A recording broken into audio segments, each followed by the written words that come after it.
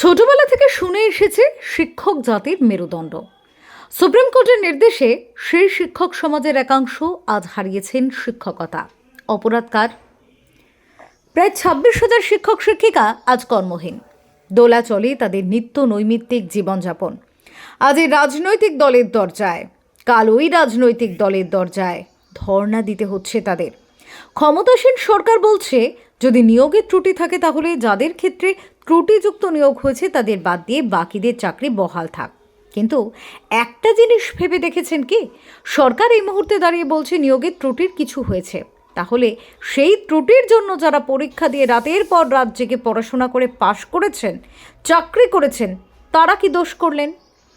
আজকের নিয়োগ বৈধ হোক আর অবৈধই হোক, সরকারিভাবে তারা নিয়োগ পেয়েছেন, আর সরকারি চাকরি মানে জীবনের গ্যারান্টি। তাই দেখা যায় এই মানুষগুলি শিক্ষকতা পেশাকে অবলম্বন করে হয়তো জীবনযাত্রার মান এই 10 বছরে ভিন্ন রকম করে পাল্টে ফেলেছেন। কেউ হয়তো ব্যাংক থেকে লোন নিয়ে একটি বাড়ি করেছেন, কেউ বা ফ্ল্যাট কিনেছেন, কেউ হয়তো সংসারের একমাত্র উপার্জনকারী, কারো হয়তো সন্তান একটু ভালো স্কুলে পড়ছে।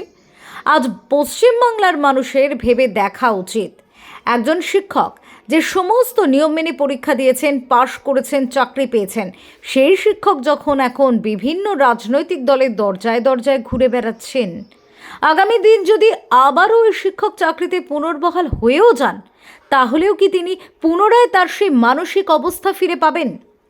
একজন শিক্ষকের যখন চাকরি নিয়ে অনিশ্চয়তা থাকে, তখন ওই শিক্ষক কখনোই ছাত্রছাত্রীদের প্রতি মনোনিবেশ করে পড়াশোনা করাতে পারেন না।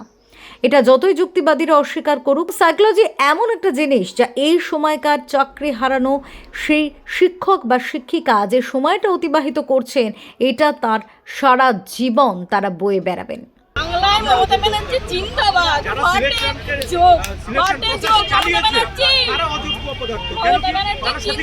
বেঁচে থাকুন এইভাবে আমাদেরকে শেষ করার জন্য। হাততালি আপনাদের জন্য, হাততালি। আমাদেরকে আপনি লাশের পর লাশ দেখবেন, এবার আবার লাশের পর লাশ দেখবেন, এটাই হচ্ছে আপনার অনেক কৃতিত্ব। পুরো বাঙালিকে আমাদের নতুন প্রজন্ম আমাদেরকে পুরো শেষ করে দেওয়া হলো। এবার আপনি খুশি তো? জিতে গেছে তো আপনাদের বাম আমলের প্রতিশোধ নিতে। আপনারা যে খুলে আম দুর্নীতি করেছেন, কি ভেবেছিলেন বাপের উপর বাপ হয় না? দেখে নিলেন তো এবার বাপের উপর বাপ হয়। আপনাদের অন্যায়ের জন্য আজকে আমাদেরকে বলির পাঠা হতে হলো, বলির পাঠা। এবার মূল প্রসঙ্গে আসি। ভোট করলেন সরকার, চাকরি দিলেন সরকার, আবার চাকরি চলে যেতে চাকরির নিশ্চয়তাও দিচ্ছেন সরকার। কিন্তু ভেবে দেখেছেন দুর্নীতির কারণে আজকের হাজার হাজার মানুষ এবং আগামী প্রজন্মে যারা শিশু আসতে চলেছে, শিক্ষক বা শিক্ষিকার কাছে তারা কি মানসিকতা নিয়ে বড় হবে? সরকারি ব্যবস্থা যদি দুর্নীতিযুক্ত হয়, তাহলে এই ধরনের হাজার হাজার মানুষ আইনের বেড়াজালে নিষ্পেষিত হন। আদি অনন্তকাল ধরে এই ব্যবস্থায় চলে এসেছে।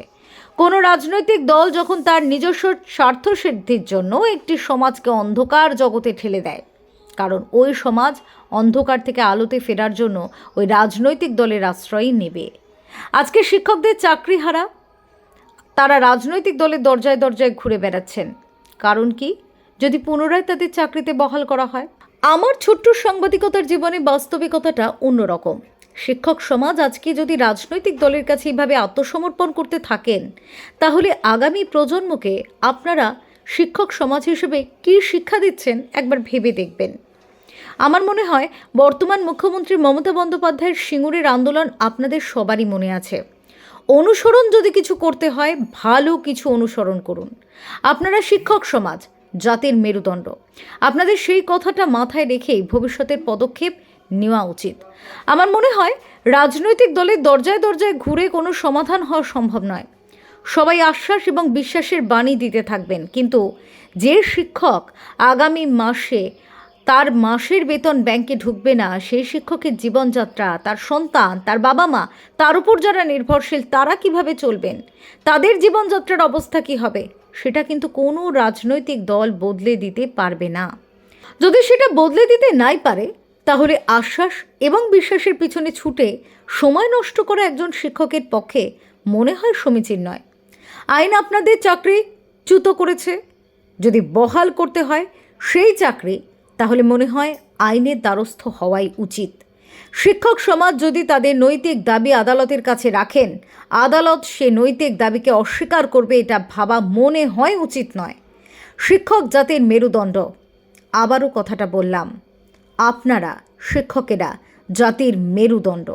আপনারা পথ দেখান ভবিষ্যৎ প্রজন্মকে, যে পথ ভবিষ্যৎ প্রজন্ম অনুসরণ করবে।